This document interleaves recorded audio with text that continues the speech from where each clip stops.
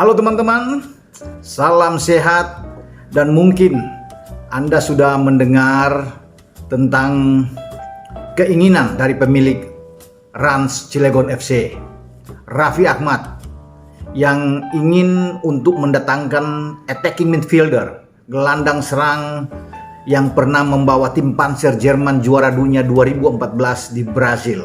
Siapa dia? Mesut Ozil. Pria berdarah Turki berusia 33 tahun ini konon digaungkan oleh Raffi bahwa dia sudah bisa menghubungi, sudah ada WhatsApp, ya, WA terus dengan Ozil. Ozil tertarik untuk datang bermain di Liga Indonesia atau Liga 1. Ya, apakah ini benar? Tapi menurut saya begitu mendengar kabar ini saya hanya tersenyum, ya, ketawa, karena menurut saya ini tidak akan mungkin, ya. Ozil begitu cepat untuk bisa mengatakan bahwa dia ingin bermain di Liga Indonesia. Karena pada umumnya pemain-pemain yang sudah masuk kepala 3 atau sudah di atas 30 tahun, kalau mereka atau ingin pensiun dan memilih datang ke Asia, hanya ada 3 destinasi yang mereka incar. Pertama itu bermain di Timur Tengah atau di Qatar, di Arab Saudi, Uni Emirat Arab. Nah, itu yang fulusnya sangat tinggi, sangat kencang, bisa membayar mereka dengan keinginan gaji per minggu, kontrak yang tinggi. Kedua, mereka bisa bermain di mana? Di Liga Cina yang bisa membayar sederet, ya, pemain-pemain yang punya nama besar untuk bermain di Cina. Ketiga, pasti mereka akan berlabuh di Jepang. Ini salah satu yang diincar oleh pemain-pemain, ya, salah satu liga di Arab, kemudian di Cina atau di Jepang. Tapi kemudian terdengar bahwa Raffi ingin mendatangkan Ozil, ya, heboh, ya, bahwa ini bisa rame kalau Ozil datang. Saya pikir sah-sah aja, ya. Ini Raffi melakukan ini, apakah ini dalam hal taktik untuk jualan, ya, sebuah sensasi untuk mengangkat Rans yang sudah lolos dari Liga 2 sekarang bisa merebut tiket, ya, bersama dengan Persis Solo dan juga dengan Dewa United untuk nanti musim depan bermain di Liga 1. Ya, itu bisa dilakukan memang. Walaupun mungkin di belakangnya tidak jadi, tapi yang penting ini sudah bisa mengangkat, ada jualan baru yang bagus dari marketing, bisnis, ya, bahwa mereka atau Raffi ini ingin mendatangkan seorang Ozil, ya. Dengan kontrak Ozil kan ini kalau bisa dikatakan itu mungkin 3,7 juta, ya, harus dibayarkan, atau 4 juta US dollar.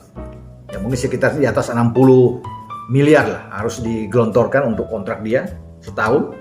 Tetapi dia masih punya kontrak dengan Fenerbahce, klub yang menangani dia saat ini, ya, dinaungi oleh Ozil, itu mungkin sampai di musim 2023-2024. Jadi kalau memang ingin pergi, memang harus bayar kontrak yang cukup tinggi setahun. Belum lagi harus memikirkan gaji Ozil. Ini sangat tinggi, ya.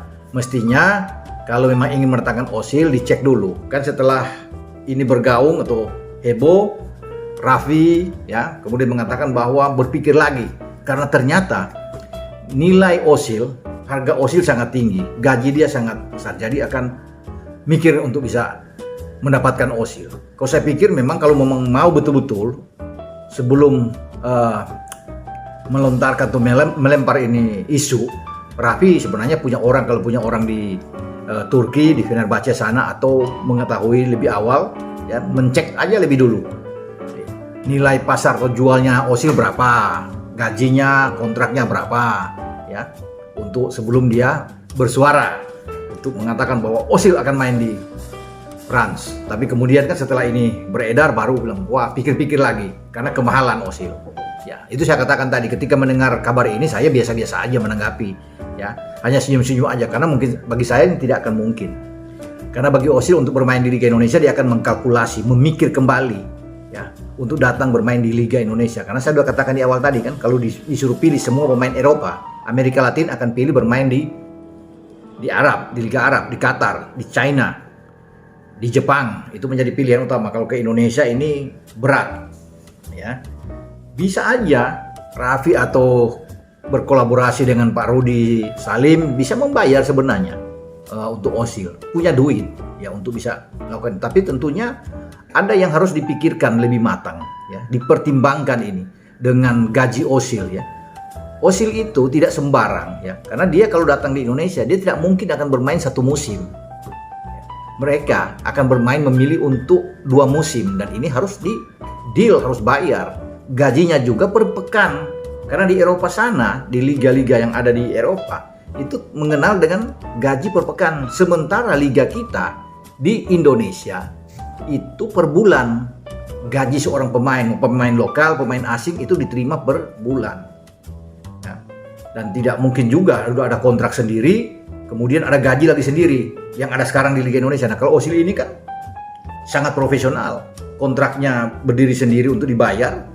Ya, saya katakan tadi antara 3,7 sampai 4 juta US dollar untuk membayar dia, dan juga akan dihitung dengan gaji dia per minggu, bukan gaji bulanan. Jadi kalau di Fenerbahce katakan gaji saat ini 1,2 miliar per pekan, ya, per minggu. Ini berarti di sana itu sekitar 4,8 miliar rupiah yang harus dibayarkan per bulan. Nah, kalau per minggu kan dia 1,2, itu yang di Fenerbahce. Mana mungkin Ozil itu mendapatkan gaji per minggu demikian kemudian sama nilainya ketika dia katakannya jadi bermain di Rans, memperkuat Rans. Oke, katakan sini dengan 1, nggak akan mungkin. Agent dari Ozil juga akan memilih untuk mungkin harganya naik lagi ke atas, kemudian gajinya naik mungkin 1,5 miliar atau sampai 2 miliar yang akan diminta untuk menetapkan Ozil dengan gaji dia. Nah, ini akan berpikir kalau dia 2 miliar per pekan berarti per bulan 8 miliar. Tidak akan mungkin Raffi untuk bisa mengontrak Ozil. Bukan soal duit tidak bayar, Raffi mungkin bisa bayar, Pak Rudi Salim bisa bayar, duit ada. Tetapi kan ini akan mengganggu cash flow-nya, keuangan dari klub itu kan bukan cuma Ozil yang dipikirkan. Banyak pemain-pemain juga. Ya, termasuk ada beberapa pemain asing yang akan datang bermain mungkin di Rans dan pemain-pemain lokal. Gaji pelatih, staff, semua harus dipikirkan. Nah, bagaimana kalau Ozil minta dengan 1,5 M per minggu atau 2 M? Ini berat. Berat untuk, kecuali kalau Ozil sendiri aja mungkin tidak memikirkan yang lain, yang banyak pengeluaran, bisa. Raffi ada duit, bisa membayar ini.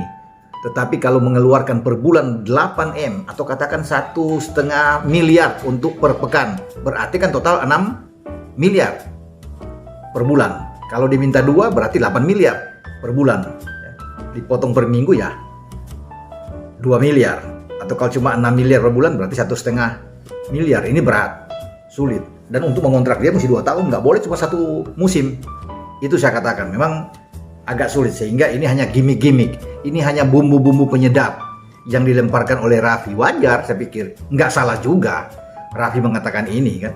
Karena ini kan punya nilai jual yang tinggi. Dari sisi marketing untuk jualan ini bagus. Nama Rans itu naik ya ke permukaan. Akan heboh ini. Akan sampai kemana-mana. Kan orang bisa melihat bahwa Rans menginginkan seorang Ozil. Sah-sah aja.